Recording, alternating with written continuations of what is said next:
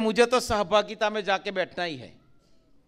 और मैं जब संगति में जाके बैठने लगा तब परमेश्वर ने मुझे पूर्ण समय सेवा के लिए न्योता दिया कि अब तुझे मेरी सेवा के लिए निकल जाना है।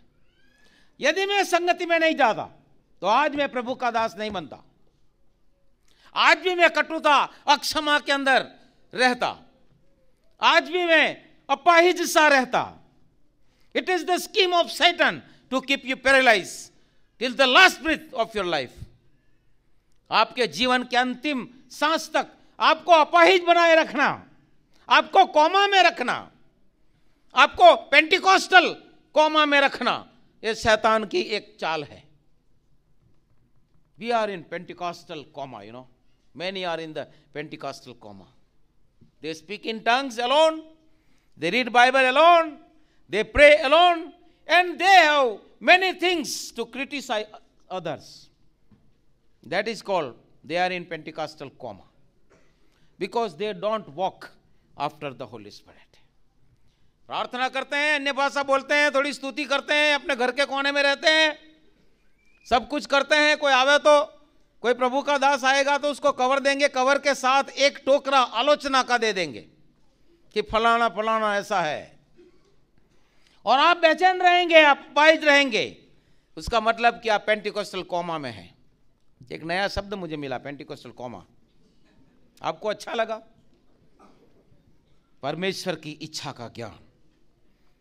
So we can be filled with the knowledge of the will of God. Number 1, by praying. Number 2, by remaining in the word of God. Number 3, by fellowship with Him and with the believers. With Him and with the believers. प्रार्थना में लगे रहने के द्वारा, परमेश्वर के वचन में बने रहने के द्वारा, और प्रभु के साथ और अन्य विश्वासियों के साथ संगति रखने के द्वारा हम परमेश्वर की इच्छा के ज्ञान से भर जाते हैं। बोलो प्रभु यीशु मसीह की। Only this kind of results, only this kind of knowledge results in the spiritual wisdom and understanding. जब इस प्रकार प्रार्थना के द्वारा, वचन में बने रहने के द्वारा, पवित्र लोगों के साथ सहभागिता रखने के द्वारा, प्रभु के निकट रहने के द्वारा हम ऐसे स्थिर रहते हैं, उसके फलस्वरूप हम आत्मिक बुद्धि में बढ़ जाते हैं, समझ में बढ़ जाते हैं, और हमारे हृदयों के भीतर में हम एक नया परिवर्तन पाते हैं। Only by this kind of knowledge and results in spiritual wisdom and understanding,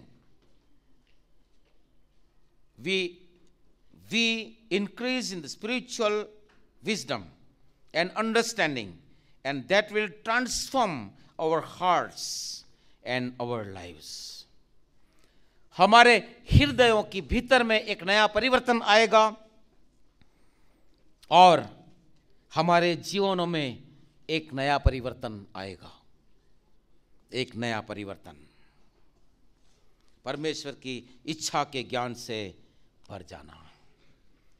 We have to be filled with the knowledge of the will of God. We don't have to ask anybody what I should do. We are already filled with the knowledge of His will. हम उसकी इच्छा के ज्ञान से भर गए हैं। उसकी इच्छा का ज्ञान कूट कूट कर हमारे अंदर भरा हुआ है, इसलिए कभी भी हमें अनिश्चित अवस्था में रहना नहीं पड़ेगा। Number 2 is the knowledge of God. Increasing in the knowledge of God. Not only the knowledge of His word, but knowledge of God. केवल उसके वचन का दिमागी ज्ञान नहीं कि हम किसी भी प्रकार की बहस कर सके, वचन से जवाब दे सके। Dr. Akbar Abdul Haq's father, Dr. Abdul Haq said, by my debate, I defeated many people, but I hardly brought anybody to the Lord Jesus Christ by debate. Dr. Akbar Abdul Haq जो Billy Graham के सहायक हैं, उनके पिताजी ने एक जगह पर लिखा है अब्दुल हक ने, कि मैंने वाद विवाद करके कई लोगों को चुप कर दिया, बहस में कई लोगों को चुप कर दिया कुरान से बहस करके, मगर मैं बहुत कम लोगों को प्रभु के पास ला सका। We may have the knowledge of the word of God. We may know God by the knowledge of the word, but we have to know God also. Knowledge of God. Do you know God? क्या आप परमेश्वर को जानते हैं? We know God by having intimacy with God. परमेश्वर के साथ घनिष्ठ नाता यदि हम बनाए रखेंगे तो हम परमेश्वर को जानते हैं। अन्यथा हमारे भीतर वचन का जो ज्ञान है उसका वाद विवाद घूमता रहेगा और प्रकाशन कभी नहीं आएगा। We will have the circulation of the knowledge of God from literature, but not the true knowledge of God. And we cannot increase in faith in our spiritual life by having that kind of knowledge. That is called head knowledge.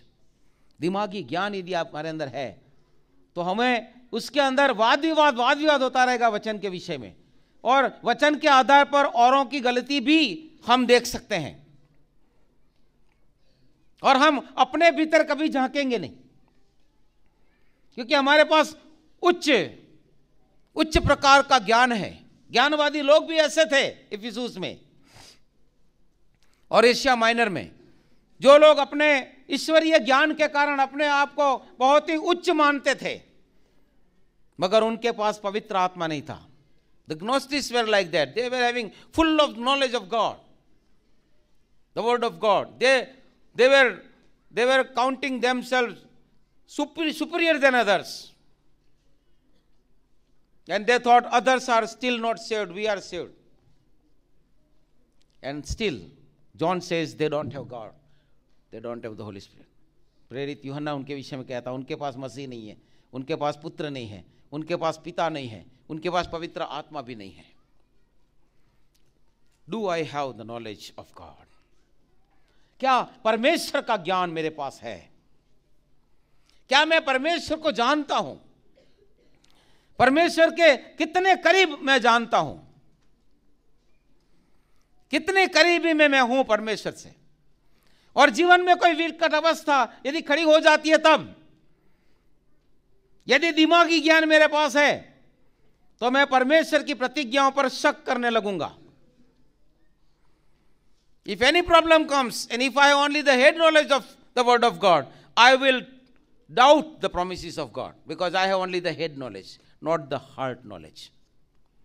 हृदय से मैं प्रभु को जानता नहीं हूं। हृदय से, मेरा हृदय परमेश्वर की पहचान में आगे बढ़ा हुआ नहीं है।